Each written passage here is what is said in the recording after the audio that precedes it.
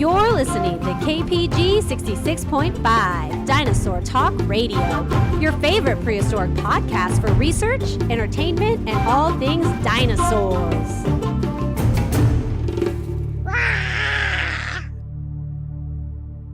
Welcome all my dinosaur kids, all my Jurassic fans, and our prehistoric enthusiasts. You're tuned in to KPG 66.5 Dinosaur Talk Radio. I'm your host, Dinosaur Ranger Anthony, and we are ready to rock out a great episode all about the origins of Jurassic Park. We're talking about Jurassic Park today, you guys. Yes, it is okay to be a paleontology educator and talk about Jurassic Park. There's somewhat of a bad omen that if you like Jurassic Park, you're not scientific. Well, let me tell you, Jurassic Park, Jurassic World, all those famous TV shows from my childhood, that gave an uplift in pop culture for our generation, millennials, to be able to love dinosaurs even more. So shout out to Jurassic Park and everything about Jurassic Park.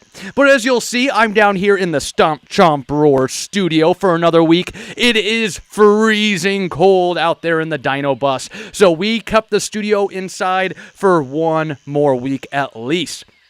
I for sure want to get up there back into the Dino Bus because I got an episode I really want to do, and that is Dinosaurs of Antarctica. So I'm super excited to do that lesson this winter time. But we are live down here in the Stomp Chomp Roar studio. Now today is Friday, January 30th, 2026. I hope everybody's new year is still going out, still going dynamite. Mine has been great, except for my Jeep. You guys, if you remember, my Jeep Wrangler is not doing so hot. On Wednesday, my dad and I went out Jeep shopping. We struck out at two places, and we're getting ready to go back out today and see if hopefully we can hit that home run for today and be able to get us into a new Jurassic Jeep. I'm up to, I believe, 114 bookings or 115, somewhere around there for this year, you guys. Things are great. They're picking up. This year is the best start to a year that Stomp Chomp Roar has ever had. And then this week I even had 5 shows. So I did 4 shows at the Gingerbread House Preschool, had tons of fun. They bring me back every January. This was year number 5 for that preschool, and I just love teaching all their preschool students all about all kinds of prehistoric life. Good morning there, David. I see you out there in the chat. Thanks for joining in for today's episode 11 of KPG 66.5 Dinosaur Talk Radio. And then yesterday I went to Sprouting Minds on Harrison Street and had even more fun, you guys. And something, if you go to my Facebook page, Stomp Chomp Roar on Facebook, you'll see I took my youngest daughter, Reagan, so my little junior dinosaur ranger, Reagan. Her favorite stuffed animal is Uni. It's Uni the unicorn. And she left it in my wife's Jeep after school drop-off, and I took Uni to the show. And let me just say, the Teleosaurus might have eaten Uni for a little morning snack. But don't worry, Uni survived, so Uni is still doing great. But hey, what is your favorite dinosaur show or movie? Now, mine as a kid, I loved The Land Before Time. I loved all the friends, Littlefoot, and Petrie, and Ducky, and Sarah, and then was it Spike the Stegosaurus? They were just all tons of fun. I don't know how many times I watched that VHS tape, and I wish my mom still had it today, because I put a VHS tape of The Land Before Time in the Dino Bus, but I don't got that original copy from when I was a kid, but that would be too cool. I loved Fantasia, Disney's Fantasia. That was one of the saddest things when I was growing up. So, you guys, it had to be, no joke, probably 1993, 1994, a very early memory for me. I'm only 3-4 years old. I watched the movie Fantasia, Disney's Fantasia. Now, it's kind of a boring movie, but they've got a few dinosaur scenes in there. And I remember, as a kid, seeing the dinosaurs go extinct in there as they're running all kinds of food. So that was my first little sad moment when those dinosaurs were going extinct in the movie Fantasia. And of course, I loved Jurassic Park. My favorite Jurassic Park movie, though, if you had to eliminate the first one, because everybody likes Jurassic Park 1, I like Jurassic Park 3. And I think it's because we see the Spinosaurus aegypticus, one of my most favorite all-time dinosaurs. Guess what, Mr. Anthony? It snowed down in Texas, David? That's wild!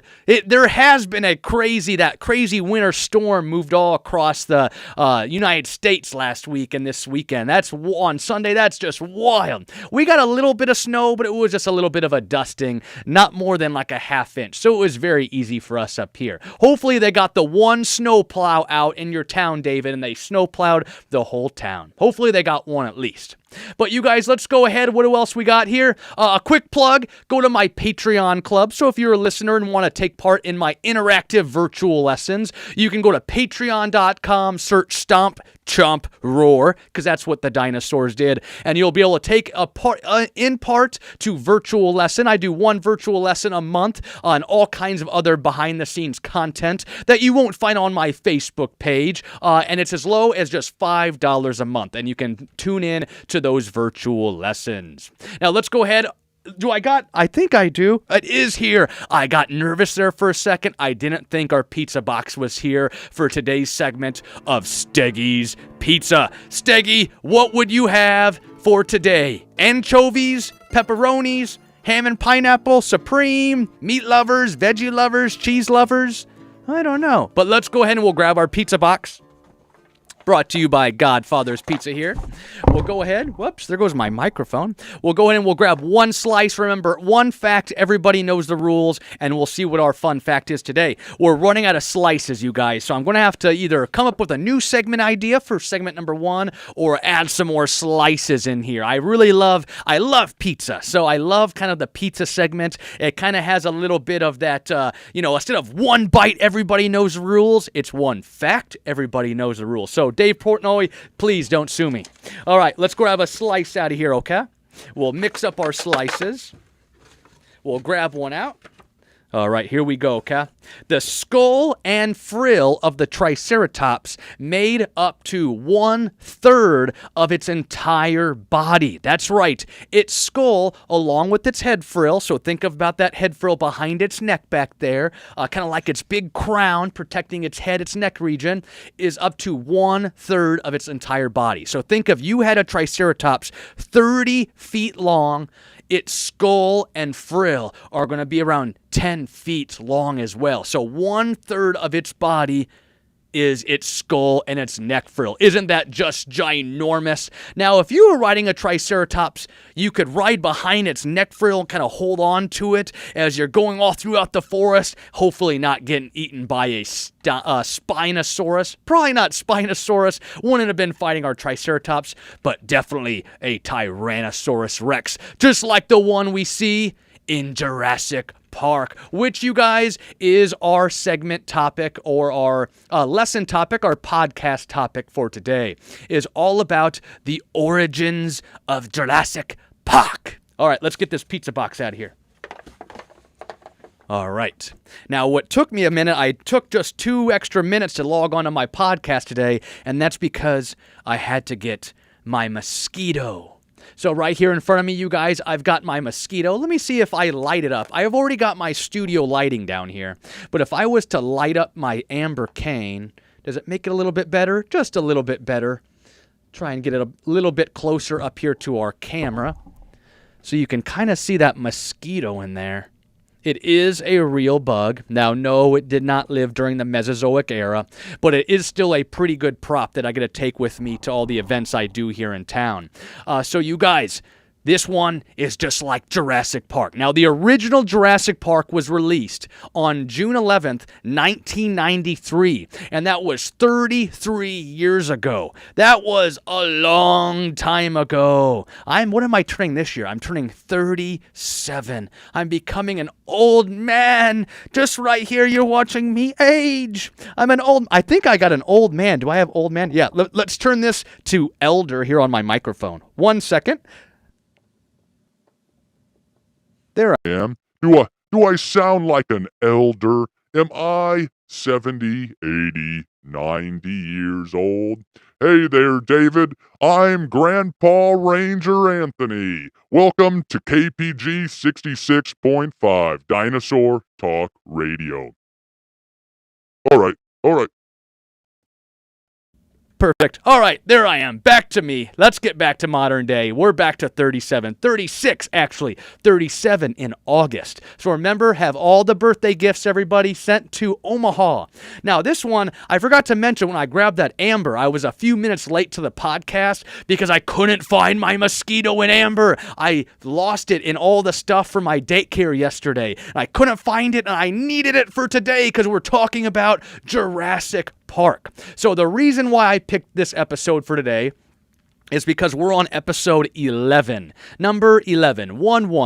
And Jurassic Park, the original movie, came out, you guys, on June 11th, 1993. So 33 years ago, we got our Jurassic Park films. But let's go ahead and talk a little bit about the origins, okay? So you may have seen Jurassic Park. Maybe some of you haven't. It is a few scary scenes at times, but it brought dinosaurs to life. So as a youth in the 90s, and my shirt right here, Jurassic Park, growing up in the 90s, it brought dinosaurs to life. There wasn't anything like that. You know, we saw the old movies from our parents when they were growing up, and they're like clay figures, kinda, and they look like they're lizards that are standing up like people. Their stance is totally wrong. Now, Jurassic Park does make a few things that are meant for the movie, you know, a few changes, but that's nothing to get too super mad about because they're still giving us all kinds of dinosaur stuff, okay? So let's talk about Dr. Hammond and the Jurassic Park backstory, okay? So the backstory, where it all began. Now, the book is by Michael Crichton, and the first movie, you guys, is their science fiction story based on cloning dinosaurs for modern-day dinosaur theme park. So today we're going to talk all about the origin. So leading up into Jurassic Park, into the first movie, when we meet those actors, those scientists, paleontologists that come check out the island. So what is the backstory in the movie canon? So kind of like canon is like, you know, kind of like kayfabe, or it's part of the story. It is the official canon. So what is the official story for the fictional story? So that's what we're talking about today. The canon, the backstory of the Jurassic Park franchise. Now, in the Jurassic Park canon, the island of Isla Nublar was discovered in the year 1525 by Spanish navigator named Diego Fernandez. Now, the name Isla Nublar means Cloud Island and is the shape of an upside down teardrop because we were all crying. Very, very sad. Now, the island landscape includes western highland ridges, tons of foliage, all kinds of fern-like plants, cycads, you guys, and even an inactive volcano called Mount Sibo in the northern part of the island. There's also tall, cascading waterfalls on the island, and we see some of those in the Jurassic Park movies when the paleontologists come down in their helicopter. Very, very beautiful island. And it was actually, a lot of it was shot over in Hawaii because the real island, Isla Nublar, is science fiction. Now, you guys, the island landscape was beautiful. And the island is about 120 miles west of the country of Costa Rica. And is actually one out of 5 islands that make up an archipelago, and that's a group of islands, that's called Las Cinco Muertes. Las Cinco Muertes, which means the 5 deaths.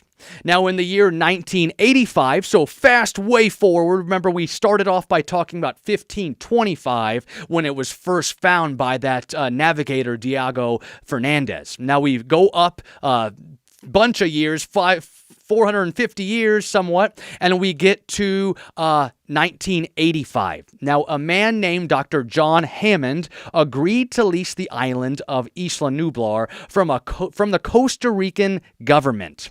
Now, Dr. Hammond is a successful businessman from Scotland, and he was the CEO of the company called InGen, which we see all over the Jurassic Park franchise, and is the creator of Jurassic Park. Now, in the early 1980s, Dr. Hammond and Benjamin Lockwood, who we see in Jurassic Jurassic World Fallen Kingdom for the first time, they become partners and started the process of cloning dinosaurs. They wanted to get something like our Tyrannosaurus Rex right here and all kinds of other prehistoric creatures. Now, their first successful cloning was of an elephant in their basement. So they're looking for all kinds. They want to clone all sorts of creatures, specifically dinosaurs, but let's start off with just an elephant, okay? Which happens to be my favorite modern day animal as well. Now, the original plan was to develop a dinosaur theme park called Jurassic Park in the city of San Diego, California, which, side note, I might be visiting sometime this year, but with a new Jeep, it's going to be very, very hard, but stay tuned. I might be out in San Diego later this year. Now, you guys, the theme park, Jurassic Park, was supposed to be made in San Diego, California, but they quickly found out they would need more space for these gigantic, terrible lizards, these dinosaur creatures. T.rex over the size of a school bus, for goodness sake. So we needed a lot of space. Now, let's continue and fast forward to 1985. And Dr. Hammond had started renting the island of Isla Nublar, remember, from the Costa Rican government. Now, you guys, in 1988, InGen and Dr. Hammond began construction of Jurassic Park on the island of Isla Nublar. So this is where they would build the visitor center, the supporting dinosaur paddocks, the East Dock, the helicopter port, all the supporting buildings that was going to make up the theme park we know as Jurassic Park. So it would have been just so much fun to go. Now, Isla Nublar also was powered by using the energy from the Mount Sibo volcano, which, David, just like in I See Your Favorite Movie is Jurassic World Fallen Kingdom, it becomes active and the volcano starts to explode. I believe hot lava even goes and gets on Chris Pratt's character, and it would just have been so sad if he got stuck in the hot lava. What is his character's name? I'm drawing a dinosaur brain fart. What is Chris Pratt? It is, gosh, I forgot. How could I forget his name in the movie? I know his name is Chris Pratt. David, what's Chris Pratt's name in the movie in Jurassic World? I'll check in a second. Now, Hammond, you guys, also operated a second island called Isla Sorna, or Site B. This island is where InGen did most of their research and cloned the dinosaurs before shipping them to the tourist island of Isla Nublar. So Site B has like the genetics labs, and they're cloning the dinosaurs, raising them to a proper age before sending them off onto Isla Nublar to the tourist theme park, okay? And this is where we see in the Lost World Jurassic Park and Jurassic Park 3 is when we go to Site B. Owen Grady, that's right, David, thank you so much. I should just have you right here as like my producer or something so that we can kind of tag team back and forth with all kind of dinosaur stuff. I think that would be tons and tons of fun. I'll for sure have to get you live on a show one of these days as well. But you guys, so Site B is Lost World and Jurassic Park 3. Now, there's 5 islands, remember, and in the movie canon, we even see some of the other ones. So I believe when you watch Camp Cretaceous, you see some of the other islands, like when we see the Spinosaurus for the first time, but all kinds of things. There was even rumors when we saw the last movie, Rebirth, maybe one of those islands is where they were going as well. But yeah, so many potential storylines with all these different islands that were part of the 5 deaths, where is that guy at? What was it called? Let me scroll up here. The Las Cinco Muertes, the 5 deaths. Okay, so let's fast forward back up here. We talked about Site B. Now, in order for Hammond and Lockwood to clone the dinosaurs, they had to find dino DNA. Simple as that. The dinosaur DNA. They needed dinosaur DNA. And hey, we're opening up the theme park. We are ready to go. Now, it's a lot harder than that. What did they explain in the movies? How were we able to bring back the dinosaurs? So they had to find dinosaur DNA. And essentially, they used dinosaur blood from inside a mosquito. That's why I've got that one here. And just like in the movies, Dr. John Hammond, he's got that cane with the mosquito on top. So this one right here, you guys, I bought from a gentleman over in Europe. I believe it might have been the Netherlands. And he makes these. So they are real bugs. They're not from the Mesozoic era. They're from modern times. And then he puts them in resin. So he makes somewhat of a resin mold, an egg shape, puts the bug inside there, and it is a real bug. All the big wings and those big, long, creepy legs. But it isn't a dinosaur mosquito, sadly. But it is a little movie prop that I bought, and it used to be my shift knob in my Jurassic Jeep. And now the Jurassic Jeep is no more. Until soon, hopefully. We will get a .2 Jurassic Jeep. But anyways, you guys, they had to find dinosaur blood from inside a mosquito that they found in amber mines in the Dominican Republic. Now, amber is fossilized resin from a conifer tree. This is why it's sometimes called fossil resin. Now, unlike tree sap, which is the sugary liquid from inside the tree, resin is a thicker and stickier. It's produced by the tree to help fill the gaps in the bark of the tree's trunk. When an insect creates a break in the bark, the resin will fill up the holes in the bark, and it somewhat hardens it together. So think of it as protecting the tree. Think of it as like neosporin for the tree. So the resin is helping protect the tree, okay? It's simple as that.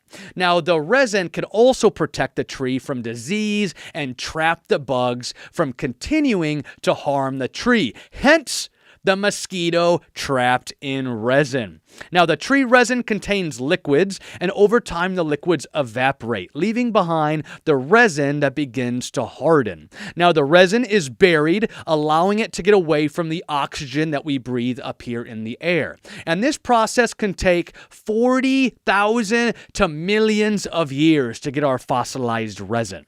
Now, when the resin is then re-exposed to the oxygen, it gets its darkness in color. So when the fossilized resin makes its sort of way back up to the surface, is exposed, the oxygen is able to see the resin, kind of, not see it, but it's exposed, so the air is being able to feel it somewhat onto our fossilized resin. That's what's going to give it its darkness in color, which is why we get that amber-like color. Now, this is what gives it the amber-like color, like I said. Now, Dr. Hammond's lead scientist, Dr. Henry Wu, which is a great character. Even though he's sort of like an antagonist, a bad guy somewhat throughout the movie, he is a great character, and he is great. No one likes the Locust movie. That one kind of gets a bad rap. Jurassic World 3, Jurassic Park 6, the Locust. Henry Wu sort of saves the day, right? Now, Dr. Hammond's lead scientist, Dr. Henry Wu, extracted the dinosaur DNA from inside the ancient blood and mixed it with frog DNA to help fill the gaps or the missing sequence in the DNA strands. Now, after Dr. Wu successfully filled the DNA strands, the team was able to clone the very first dinosaur, and Jurassic Park was officially born. We had our tickets ready. We were going down there to Isla Nublar to see Jurassic Park. But what happened, you guys? Now, in the first film, Dr. Hammond brings in 3 specialists in hopes they endorse the park and help get the investors and insurance companies kind of back on board because there was an incident, you guys, with a velociraptor. A velociraptor was able to get one of the Jurassic Park workers. They were going to pull all their funding. They weren't going to give money to the project anymore. So, essentially, Dr. Hammond had to bring in 3 specialists, you guys, to endorse the park so those investors and insurance companies would keep supporting the park after that velociraptor incident.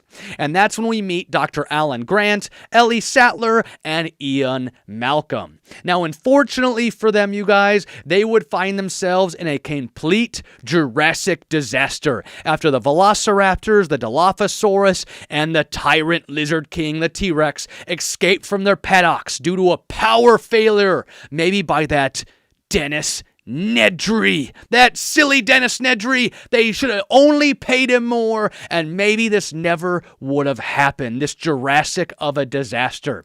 Now, the paleontologists would also find out that the velociraptors had laid eggs. That's right, even though they were all female velociraptors, there was eggs on the island. Those clever girls. Now, thanks to that, remember, thanks to that West African frog DNA that they used to help fill the gaps in the gaps in the DNA strands, the raptors were able to change their gender to help protect the species from going extinct. So some creatures throughout time, we believe, and even some of those West African frogs, and I believe we even see it in crocodiles, can somewhat be able to get the eggs to be more of a certain gender, or even possibly be able to change their gender to help protect the species so that they do not go extinct. And that's what happened with our velociraptors. And the rest is history. Gosh, those poor guys on the island. And even that little insurance guy that gets eaten by the Tyrannosaurus Rex as he's sitting in the little outhouse area. Now, could dinosaur blood really be found inside prehistoric mosquitoes? Unfortunately, no. Even in the perfect science lab setting, you guys. So even in a perfect science lab setting, after the mosquito got out the dinosaur blood, and then we grabbed it and we threw it into a science lab, and it was pristine, so clean, and it was just perfect, the best lab you've ever been in. I've read that dinosaur blood in their DNA would only last around 100,000 years, while as we know, dinosaurs are said to have lived 65 million years ago. So you guys, that is the origins of Jurassic Park. So from the very, very beginning, that businessman, Dr. John Hammond, was able to take us all throughout the journey and get us those dinosaurs that we know and love, like Rexy, our Tyrannosaurus Rex right here. Probably, definitely the most famous and coolest dinosaur. So anyway, origins of Jurassic Park. But would you guys visit Jurassic Park or Jurassic World? Would you have rather gone, now if you've seen the movies, and let's say both of them are their own parks, so they would have to be on different islands because they're both on Isla Nublar, but from what you see in the movies, would you have rather wanted to go to Jurassic Park, or would you rather go to Jurassic World? If it was up to me, I love the nostalgia, the vintage, the retro Jurassic Park, especially in that very first Jurassic World when they find the old visitor center and they get the Jeep out of there. The kids take the Jeep. Watching Jurassic World, the first one, having the Jurassic Park theme song playing and seeing a live, real dinosaur theme park in action, that just gave me chills. I would definitely go to the Jurassic World. The dome, that pyramid shape of the building, the Safari Visitor Center, you know, the monorails going around, the Mosasaurus is coming up. We got all the cool, just all sorts of electronics and decorations. It was just so cool to actually see Jurassic World in action. So I would definitely want to go to Jurassic World. But you guys, let's go ahead and move on over into our prehistoric cage match, our who would win battle. So let's go ahead and grab our random genus generator for today, and we will spin the wheel and we'll see what we get for today. Let's go ahead and spin it. Spin number 1. As it spins around the circle, the dooming wheel of, let's see. Ooh, is it going to be Troodon? A Troodon! One of our smartest, if not the smartest dinosaur to ever roam on our planet, the Troodon. All right, let's remove... Whoops, I didn't remove him. I'll have to make sure to remove him next time. Or what if we get Troodon versus Troodon? That would not be good. All right, spin number 2. Who do we got here? Megalodon! We got water creature versus land creature. I think, you guys, we might have to spin again. We've done this before. Let's get a true dinosaur battle here, because we know Megalodon, you guys. If Troodon was in the water right there, it went out for a little swim, it was getting cool from the water, or maybe looking for some food, it would just get eaten by Megalodon. Done. Let's spin again. Troodon versus... Give us a dinosaur this time, please. Oh, who do we got? Archaeopteryx. We'll take it because we can't just keep spinning here. Can't just keep spinning the wheel. We will remove our Archaeopteryx and we will enter into our prehistoric cage match. We are ready for a showdown today, folks, between two theropod-type dinosaurs. First up, let's go to our Troodon first. First up, in the red corner, we've got the Troodon, up to 7 feet long, 3 feet high, weighing up to 110 pounds. Remember, the smartest dinosaur. They got great eyesight and a great sense of smell. They might have been lurking around down in the night looking for all kinds of food. So remember, 7 feet long, 3 feet high. So 3 feet high, 7 feet long. Then we've got our Archaeopteryx. This one, you guys, only 20 inches long and 8 inches high. It's only 2.2 pounds. And this one, you guys, may be the missing link to modern birds. All right, we've got a showdown. Let's go ahead and get this started. Let me open up this one right here. No competition, David. Let's see a showdown for the century. We've got the Troodon, we got the Archaeopteryx. They're facing off right there in the squared circle, in the Jurassic arena, in the Mesozoic showdown. It's our prehistoric cage match. Our Troodon starts running up, but hey, where is the Archaeopteryx? There is no Archaeopteryx to be seen. Where are they at? Caw! Maybe not a caw, maybe more of a or some little grumblings, like a grumbling little. Maybe they could sound like velociraptors. Should we just do that? They'd be giving out some kind of caw, caw, caw, caw, caw. And maybe it's the Archaeopteryx. It's up in the tree, and it swoops down. Remember, this is our link between birds. It swoops down, not really flapping its wings, but riding the current, you guys. It swoops through and gives a claw, and it uses its claws to give a strike to the Troodon's body and goes back up into the next tree, delivering a blow to the Troodon. The Troodon, even though it's maybe the smartest dinosaur, is looking all over. What just happened? It doesn't know what's going on. The Troodon again is looking around, and then it sees them up there in the tree. How many of them is there, David? There could be multiple. It is a whole tree of Archaeopteryx, and they start flying down, all of them, and they're trying to claw at the Troodon, you guys. Wouldn't that just be a sight to see? It would be a whole big flock or pack of Archaeopteryx just coming down and swooping towards our Troodon, giving blow to blow, giving little bites out of the Troodon's skin, little claws at him, and then going back over into the trees. A couple of them aren't able to make it up, and the Troodon starts snatching them out of the air, you guys, and grabs those ones. Now, gosh, who ultimately wins this cage match? Troodon, the smartest dinosaur. Archaeopteryx could be our missing link. It is our link between theropod dinosaurs and birds today. So you guys, Troodon versus Archaeopteryx, no competition. Troodon would win. But a flock or pack of Archaeopteryx, I'm going to give it to the Archaeopteryx. But today on today's show, as we just heard, there was a pack up there on the tree, and they went and they were able to get the Troodon down. Its knees hit the ground, you guys. Its knees down in the dirt. The Troodon is becoming victim to the pack of Archaeopteryx. The Troodon hits the ground, and then just like a gun going off in the air, all the Archaeopteryx come flying out of the tree. There's over 100 of them, and they go on top of our Troodon, totally covering up its body, and get its quick buffet lunch of Troodon. So your winner today is our Archaeopteryx.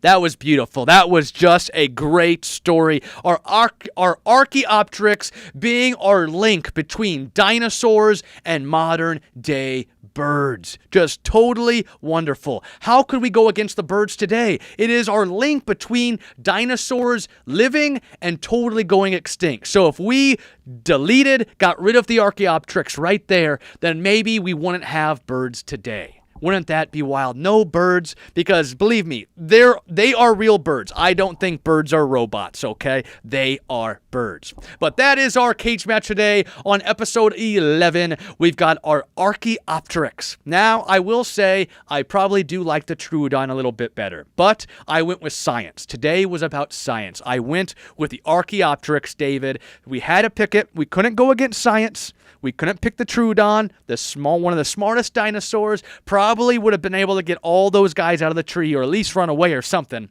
We ended up taking Archaeopteryx. I'm sorry. That is it. That is our cage match for today. All right, let's go into our closing segment, our final thoughts as we show our claws. Now, this weekend, you guys, I'll probably be doing some continued Jeep shopping. My dad and I are going out after our podcast today. We're actually going to go back to a couple of the places we went to on Wednesday and see if we can make a deal. Let's make a deal. The problem is, you guys, I won't bore you too long on the Jeep, but since the Jeep is somewhat not drivable, it starts and it runs, but since the transmission isn't doing good, we're getting really low offers to have it be a trade-in. So what you do is when you don't want your old car, the dealer buys your old car and they give you money for it and they put it into the new car. Well, since mine is kind of broke, they don't want to give me a good price for it. And I know it's broke, so, I know I'm going to take a lower amount, but they are giving me like a way low amount, like so low, it's like Archaeopteryx being crushed by an Argentinosaurus so low. So we are not doing that. What else are we doing this weekend? We got the WWE Royal Rumble. So we will be watching wrestling this weekend on Saturday as we've got 30 wrestlers all entering into the ring and throwing each other over the ring to see who becomes the last one standing, and we'll get a championship match at WrestleMania. I've also got to go to Reagan's cheer camp. So on Saturday, Reagan's going to go to a cheerleading camp, and then on Saturday night we'll go to the basketball games and watch Reagan do the halftime cheer show. And then my oldest daughter Cecilia, she'll be off doing show choir over in Lincoln this weekend, so she'll be gone all weekend. We won't be able to see her this weekend, but their show they're doing this year is a train station. They're in the show choir, so they sing, they dance. It's just tons of fun to watch, and I'm so proud of both of my girls. Now, what else are we doing? On Sunday, you guys, fun fact, I haven't told anybody this yet. So on Sunday, I'm leaving Omaha, Nebraska, and I'm going to Denver, Colorado. So at probably 10 p.m., 11 p.m., I'm jumping on the Amtrak train, and I'm taking the train out to Denver. So we're doing the red-eye train all the way from 11 p.m. We don't get to Denver till, I believe, like 8 in the morning, 7 in the morning, and I want to go see a couple things. So I'm going out there with a few friends. They want to see a hockey game at night, Red Wings versus Avalanche. Go Red Wings. But I am going to try to go to the Morrison Natural History Museum and then the Dinosaur Ridge. So Dinosaur Ridge is probably the most famous dinosaur track site in the United States. Over 250 dinosaur tracks. So I'm going to try and make it to Dinosaur Ridge as long as it isn't covered in snow. So I'm going to check their daily updates, make sure I can go to it. And then the museum is only like 7-10 minutes away. So hopefully I can do the museum and go to Dinosaur Ridge, okay? Again, shout out you guys, my Patreon club. Go to patreon.com, search Stomp Chomp Roar. For just $5 a month, you get to do interactive virtual lessons. I send out a calendar around the first of the month. Every month tells you our virtual lesson for that month. Send you the Zoom link the Monday before. And then right now we're doing the third Wednesday of every month is my virtual lesson at 2 p.m. Central Standard Time. So if you want to do some virtual lessons with me, Dinosaur Ranger Anthony, February, we are doing dinosaur anatomy. So we're going to talk all about dinosaur, their skeleton, their bones, maybe even some of their organs inside, their hearts, their liver, their lungs, and all kinds of things, their brain. But anyways, you guys, that is our episode for today. Episode 11 of KPG 66.5 Dinosaur Talk Radio. It is great. Episode number 11. Things are going great. Denver Nuggets, they're okay. I kind of like their theming, David. It's kind of like, a mine feel. I think do they have a dinosaur that comes out as their mascot? Or maybe that's the Rockies have that Triceratops mascot that comes out. But still super cool. So episode 11, the origins of Jurassic Park, you guys. We're continuing on through this new podcast journey. I have tons of fun. I look forward to it every week. It's more off the claw, off the cuff, not as scripted as my past podcast, and we're just having tons of fun. So thank you so much for tuning in, but now it's time for our closing slogan. Now, always remember, thanks to the dinosaurs for giving us this passion. But this is our world now. Get out there, do something good, and never be afraid to show your claws. Dinosaur Ranger Anthony, signing out. We'll see you guys next week. See you later. Have fun. Wish me luck in Denver. And while I'm Jeep shopping, rah!